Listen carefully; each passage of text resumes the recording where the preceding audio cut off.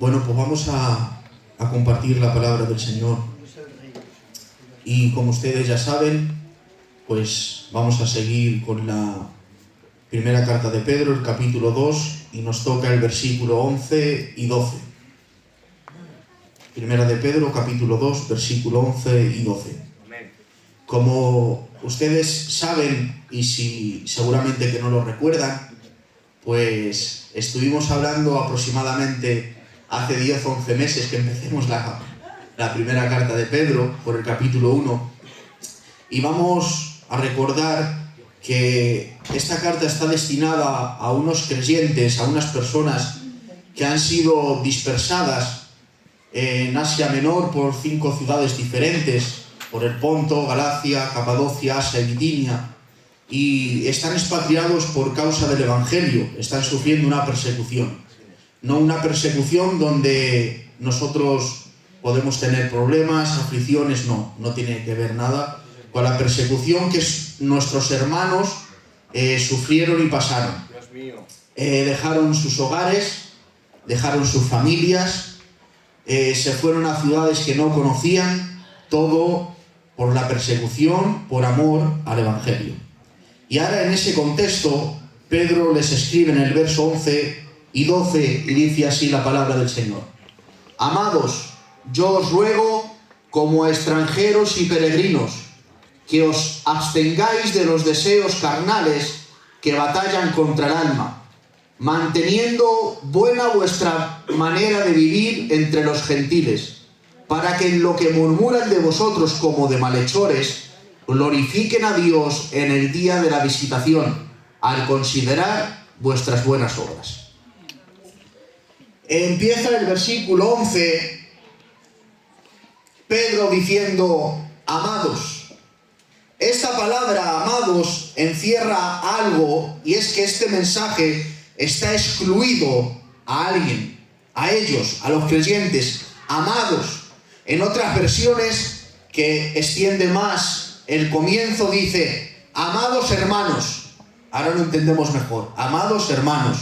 Se está dirigiendo a los creyentes que, como hemos dicho, están en 5 ciudades diferentes, esparcidos por causa del Evangelio.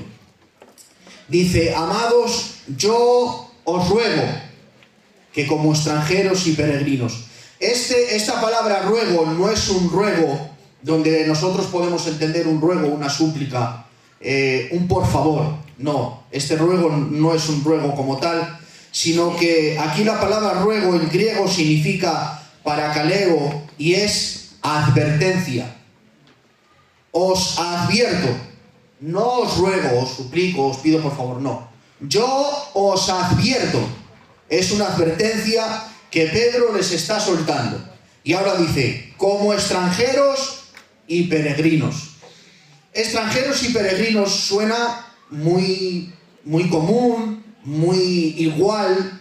Son palabras similares, pero es totalmente diferente el significado de ellas.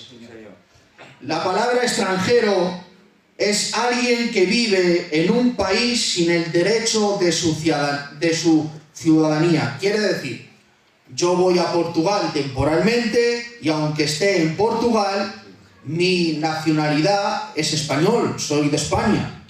Que yo esté en Portugal no me hace un portugués. Y ahora la palabra peregrino significa, es una persona que viene de otro país, que para en otro país temporalmente, porque va de camino a su destino, a su fin. Anda de paso porque su hogar está en otro lugar. Y ahora Pedro, a los que están dirigiendo esta carta, que se encuentran en esta situación que hemos leído anteriormente, con estas palabras les quiere animar, les quiere fortalecer y les quiere despertar a los lectores advirtiéndoles que no desmayen, que no tiréis el carro por el pedregal, que no dejéis todo, tranquilos, que sigáis hacia adelante, que a pesar de lo que estáis viviendo, que no están pasando circunstancias, que no están pasando un bache, que no están pasando enfermedades, que están pasando momentos que están sin casa, sin hogares, sin familias, dispersados por 5 ciudades que ellos no conocen, Pedro les advierte y les dice: tranquilos, ánimo, aliento, fortaleceos, que aquí estamos de paso. Nosotros los creyentes, tanto los lectores como los creyentes que ahora nos encontramos en la iglesia del barrio España, somos extranjeros y peregrinos. Esta ciudad, este país, este mundo no es el nuestro. Amén. Pedro les quiere advertir y les quiere dar 2 mensajes diferentes. El primero es: no os preocupéis. En esta tierra somos extranjeros y peregrinos. Aquí no está nuestra ciudadanía. Nuestro verdadero hogar no está aquí, sino allí arriba en el cielo. Y hoy la palabra, a través de esta carta, les quiere recordar hoy a su iglesia del barrio España que todos los creyentes que aquí nos encontramos somos extranjeros y peregrinos, que nuestra nacionalidad no está aquí sino allí arriba en el cielo, que aquí estamos de paso. Pero esta mentalidad a mí se me ha olvidado. A mí se me ha olvidado que somos aquí de paso, que nuestra nacionalidad no es esta, que es allí arriba. Pero esta mentalidad a mí se me ha olvidado, porque tengo que confesar algo delante de mi iglesia. He echado tantas raíces. He echado tantas raíces aquí en la tierra, tantas raíces que me tienen arraigado. Sí, así es. Y ahora me pregunto yo mismo y les pregunto a usted y no me contesten: ¿qué es nuestro afán aquí en la tierra?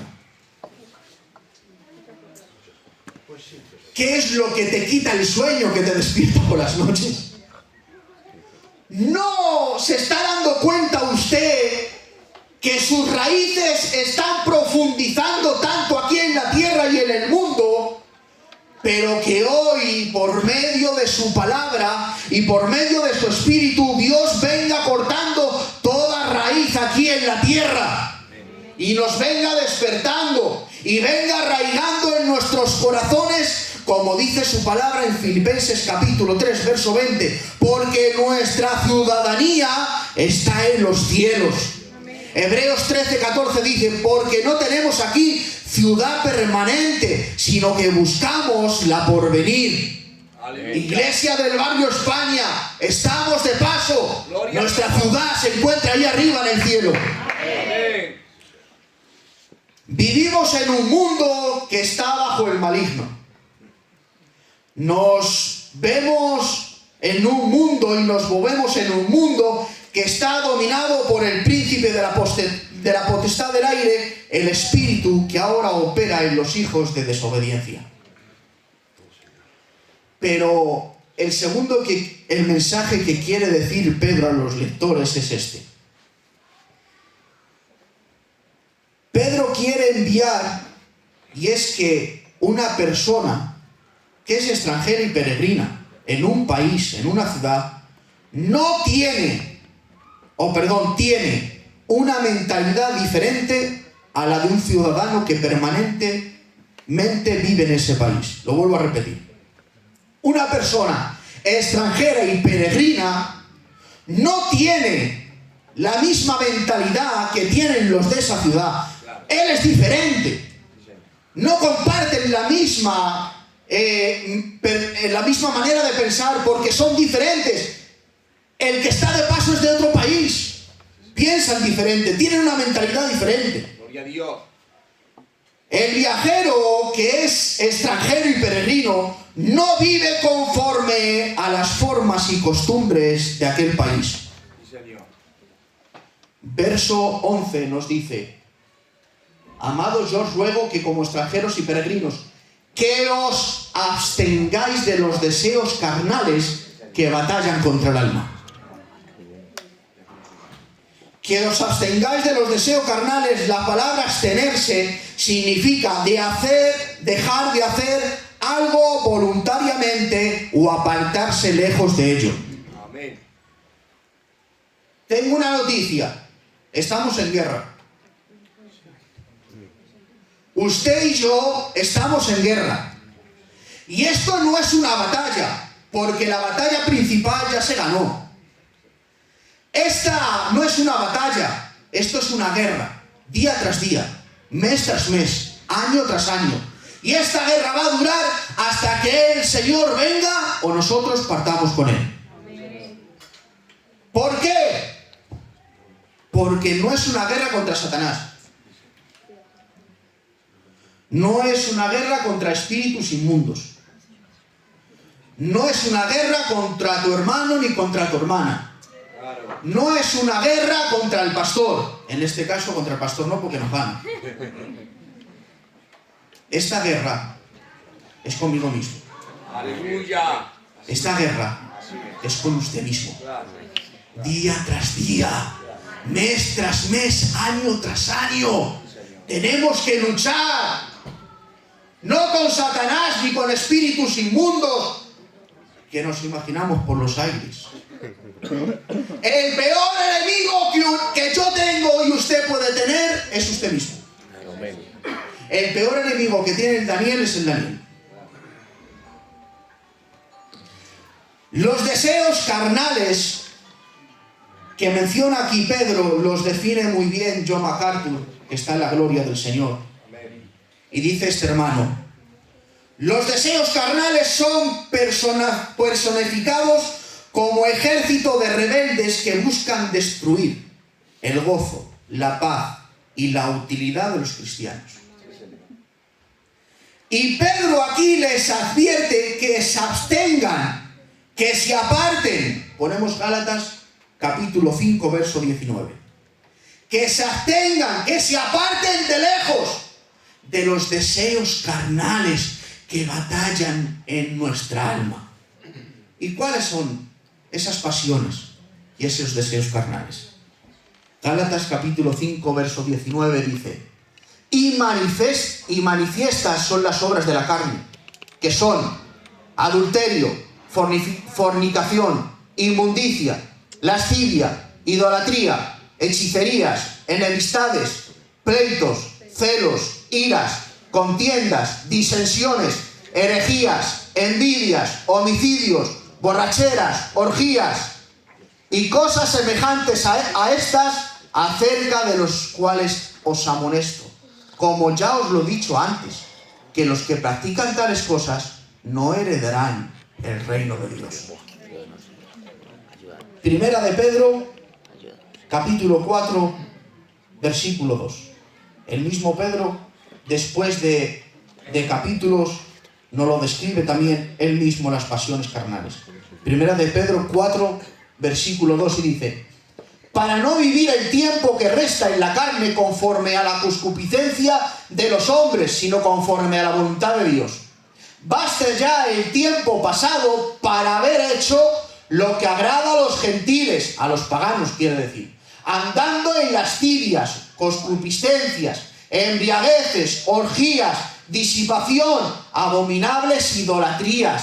A estos les parece cosa extraña que vosotros no corráis con ellos en el mismo desenfreno de desolución y os ultrajan, pero ellos darán cuenta al que está preparado para juzgar a los vivos y a los muertos. Esta lucha no la tienen solamente los no creyentes. Esta lucha la tenemos todos. La tenía el apóstol Pablo, como dijo aquel gitano, para que se ría. La ha tenido Pablo y no lo va a tener vosotros, porque tú lo digas, hijo. Lo tuvo Pablo esa lucha y no lo vamos a tener nosotros. Tienes una lucha, tengo una lucha. Sí, Señor. Así. Y el punto principal, si vamos verdaderamente excavando a la motivación, a la raíz, la pregunta es: ¿luchas por hacer la voluntad de Dios o la tuya? Escarba. ¿Lucho por hacer la voluntad de Dios o la mía? Esa es la verdadera lucha que tienes. Tu mayor lucha y guerra es contra tus deseos que quieren reinar en tu vida. Usted quiere que las cosas se hagan a su manera. Lo vuelvo a repetir. Yo quiero que las cosas se hagan a mi manera. Queremos reinar nosotros, gobernar nuestras propias vidas. No quiero que Dios reine en mi vida.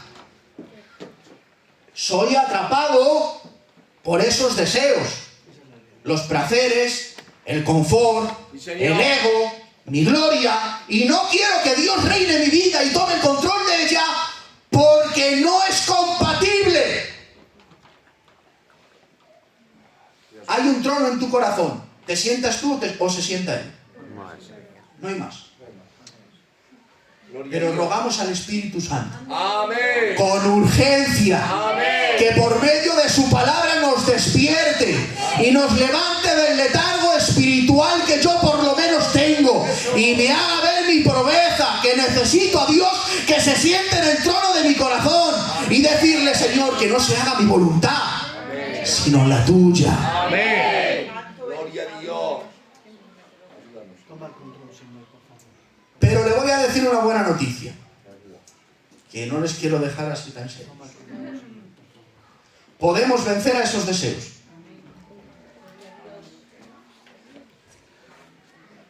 Puedes vencer a esos deseos. ¡Ay! Que sí que puedes. Que sí que puedo. Que podemos vencer a esos deseos.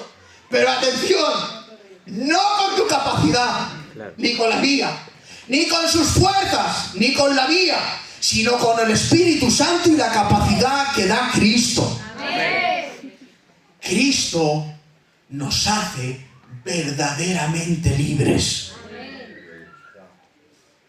Aquel que no está en Cristo, ni quiere, ni puede. Ni quiere, ni puede. Pero aquel que está en Cristo, puede y quiere. ¿Sabes por qué? Porque dice la Biblia. Porque Dios es el que en vosotros produce así el querer como el hacer por su buena voluntad. Amén. Otra traducción que me encontraba lo explica mejor y dice: pues Dios trabaja en ustedes y les da el deseo y el poder para que hagan lo que a Él le agrada. Amén. No somos nosotros. Claro. Es su gracia y su capacidad.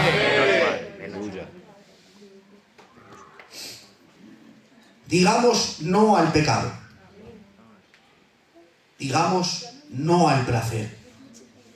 Digamos no a la tentación cuando venga. Pero sí a la santidad, a la comunión, a la palabra y a la oración. Verso 12. Manteniendo buena vuestra manera de vivir entre los gentiles, para que en lo que murmuran de vosotros como de malhechores, glorifiquen a Dios en el día de la visitación, al considerar vuestras buenas obras.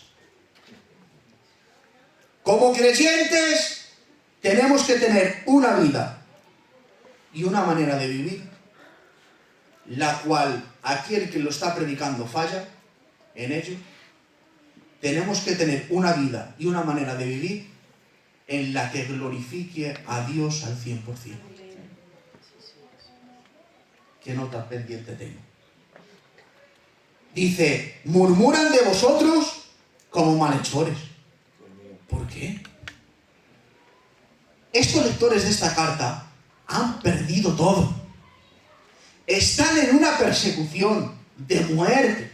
A ver, que no están en una persecución que no pagan el piso porque no tienen. Que no están en una persecución que le ha venido la carta de la Seguridad Social que le quitan la vital. Que no. Están en una persecución que si les cogen les matan. ¿Lo estamos entendiendo? Están en una persecución de muerte. Y Pedro les advierte y les dice: mantener buena vuestra manera de vivir, porque los paganos, los gentiles, se refiere a los paganos, a los que no creen, os están murmurando como malhechores. A ver, esto sí no se entiende. Yo he dejado todo por amor a Cristo, al Evangelio. He dejado mi casa, he dejado mi hogar, he dejado todo, he dejado mi familia. Y los que no creen me están murmurando como malhechores. Pero hay un porqué. Vamos a la historia. Nerón, en su deseo de construir grandes obras, había incendiado por completo la ciudad de Roma. Y la gente de allí estaba devastada y desesperada. Lo habían perdido todo. Todo había desaparecido. Gente se había quedado sin nada. Gente incluso habían perdido la vida. Y ahora Nerón se inventa, para que no le echen la culpa a él, que todo lo que ha acontecido ha sido los cristianos. Dios mío. Así él se quita la culpa. Pedro les está diciendo: tranquilos, mantened vuestra confianza, puestos los ojos en Jesús. Lo que están diciendo, están murmurando, es mentira. Es mentira, tranquilos. Así que por encima de todo lo que estáis pasando, por encima de todo lo que estáis viviendo, seguid con vuestra buena manera de vivir, haciendo buenas obras. Gloria a Dios. Pero que cuesta mucho. Pero que es muy difícil.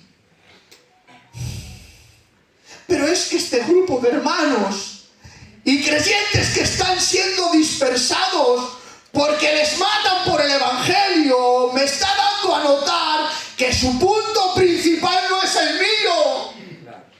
Su punto principal de su vida era que, a pesar de todas las circunstancias y a pesar de todo lo que les aconteciera, era dar la gloria a Dios. Amén. Y exaltar el nombre de Dios por encima de todo.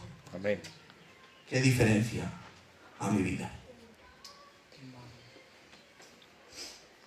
Para que los que murmuran de vosotros como malhechores glorifiquen a Dios en el día de la visitación, al considerar vuestras buenas obras. Aquí tengo que decir: me ha costado la vida. ¿Cómo? La vida. De hecho, os voy a abrir mi corazón. Hoy trabajaba, he mandado a mi hermano pequeño y a mi padre, me he tenido que quedar en casa. Y mi mujer está de testigo. He empezado a las 10:30 de la mañana y he acabado a las 6:15 de la tarde. Solo con este punto, porque no lo entendía. No había un punto principal, ni los teólogos se ponían de acuerdo. ¿Cómo este miserable se va a poner de acuerdo? Glorifiquen a Dios en el día de la visitación. Hay dos puntos diferentes aquí. Los teólogos no se ponen de acuerdo. Se basan en estos dos puntos. Entonces, si los teólogos no afirman un punto de estos dos, ¿quién soy yo para afirmarlo? Yo expongo los dos puntos y vamos a ver. El primero: toman como el día de la visitación aquel día que Dios, en su gracia y misericordia, visite a aquellos que están murmurando contra los creyentes, y las buenas obras de los creyentes sea el medio que Dios utilice para que lo glorifiquen. Y el segundo punto es: el día de la visitación lo llevan a aquel día final, que Cristo venga en su venida, y aquellos que no han creído glorifiquen a Dios, porque las buenas obras de los que murmuraron les será de castigo. Y ahora tengo que aplicar tanto una como otra. La primera dice: toman como el día de la visitación aquel día que Dios, en su gracia y misericordia, visite a aquellos que están murmurando contra los creyentes, y las buenas obras de los creyentes sea el medio que Dios utilice para que lo glorifiquen. Vamos a tener mucho cuidado. Y yo el primero. Y los que subimos por aquí también. Porque la vida del cristiano es un papel transparente que todo el mundo lo ve. Estás en tu casa, pero tu casa es transparente, porque no me digas que de todo se entera la gente. No me digas por qué ni cómo. Eso es verdad. Por eso, me advierto, esto para mí el primero y luego para ustedes. Tenemos que fijarnos los pasos que damos. Hay mucha familia, y yo también lo tengo, mucha familia a mi alrededor que no cree en Dios. Y tiene que ver mi conducta como creyente. Tiene que ver mi testimonio. Tiene que ver mi parecer a Cristo. Sí, Señor. ¿Cómo? Que te tienes que parecer a Él. Que los que no creen que tienes a tu alrededor, les sirvas de testimonio. Gloria a Él. Y digan, este es diferente, no lo intentemos. Sí, Señor. Pero mi testimonio es tan arraigado al fundamento que es Cristo. O dejo lagunas. O cuando estoy con gente, qué pena, que a veces los culpables somos nosotros, que a veces el culpable soy yo, que estoy con gente que no conoce a Cristo y le sirvo de perjuicio más que de bendición. El Señor me perdone. Y a ustedes también. Sí, Señor. Segundo punto.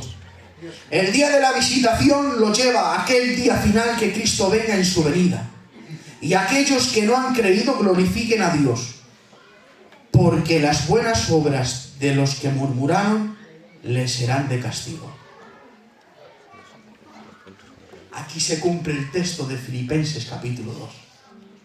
Haya pues en vosotros este sentir que hubo en Cristo Jesús, el cual siendo en forma de Dios, no estimó al ser igual a Dios como cosa que aferrarse, sino que se despojó de su gloria y tomando forma de siervo, hecho semejante a los hombres, se humilló a sí mismo hasta la muerte y muerte de cruz, por lo cual Dios le ha dado un nombre que es sobre todo nombre, para que en el nombre de Jesús se doble toda rodilla de los creyentes y los no creyentes, y en aquel día se tengan que arrodillar y tenga que confesar que Cristo es el Señor, para la gloria de Dios Padre. Todo es para su gloria. Yo he finalizado ya el mensaje, pero perdonadme, no puedo finalizar este sermón sin presentar al verdadero extranjero y peregrino, que fue nuestro Señor Jesucristo, aquel que estaba en el cielo lleno de gloria y se despojó y vivió aquí entre pecadores, llamándole ladrón, llamándole demonio. Él es el verdadero extranjero y peregrino. Él no era de aquí. Gloria a Dios. Él fue el mejor hombre que ha pisado el planeta Tierra. Gloria a Dios. Y no habrá otro como Él. Ay, Dios mío. Aquel hombre que no tuvo la necesidad de abstenerse de nada. Aquel hombre que no tuvo la necesidad de abstenerse de deseos pecaminosos, ni deseos de la carne que batallan en el alma, porque en él no había pecado. Gloria a Él. Porque tengo que decir algo, mi Cristo era enteramente santo. Amén. Él no cabe la alternativa que podía pecar. No. Él era impecable. Aleluya. Él no tenía que abstenerse de ningún deseo pecaminoso, porque Él era impecable, era enteramente santo. Aquel que vivió como hombre una vida limpia y ejemplar. Dios mío de mi vida. Aquel que vivió una vida limpia y ejemplar, cara a Dios y a los hombres. Sí, Señor. Amén.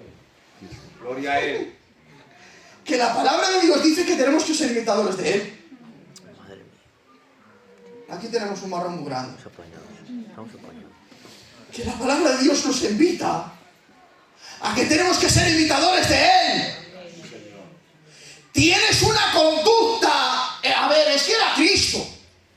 Es que era Dios. Esa parte lo entiendo. Pero tú eres hijo de Dios y tienes el Espíritu de Cristo, dice la palabra. Sí, amén. Y vive en nuestro interior el Espíritu Santo. A diferencia que Él era sin pecado. Pero mi pregunta es, ¿tienes tal conducta limpia delante de Dios y delante de los hombres? Yo le voy a decir algo. Yo sí la tengo. ¡Ay! Pero delante de los hombres, delante de Dios. Porque es muy fácil evitar la limpieza delante de los hombres. Pero es tan difícil. Es tan difícil evitar la limpieza. Aquel que es enteramente limpio, que ve los deseos de mi corazón, que ve lo que se maquina en mi mente, en mi interior, que Él conoce mi palabra antes que se exprese por mi boca. Él fue el verdadero extranjero y peregrino que aquí el mundo no tenía nada que ver con Él. Amén. Su ciudadanía era ahí arriba. Ay, Dios mío. Aquel hombre que no tuvo la necesidad de abstenerse de ningún pecado, porque Él no había pecado.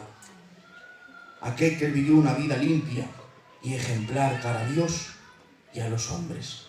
Y termino con esta frase y le invito a que cierre sus ojos. Toda la gloria sea para Dios. A Él sea la gloria, el reconocimiento, el aplauso. Él es el hombre perfecto. Amén. Y en Él podemos ser perfectos. Amén. Cierra tus ojos. Aleluya. Dios. Gloria a tu nombre, Jesús. Gracias.